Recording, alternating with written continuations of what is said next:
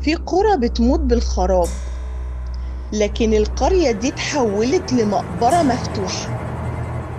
الأيام عدت والقرية كلها بقت ساكتة، كأنها مدفونة وهي عايشة. كل يوم حد يختفي، وكل يوم القط يتشاف في حتة جديدة.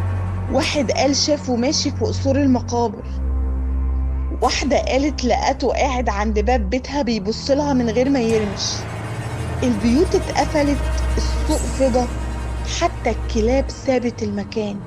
القرية اتحولت لخرابة ولا حد قادر يعيش فيها. بس عارفين ايه المرعب؟ المرعب انك بالليل لو وقفت قدام اي بيت هتسمع همسات، ضحك مكتوم، صرخات، كأن الناس اللي اختفوا لسه موجودين، بس مش موجودين في دنيتنا. واللي مستخبي جوه عين القط مرعب أكتر من أي أسطورة.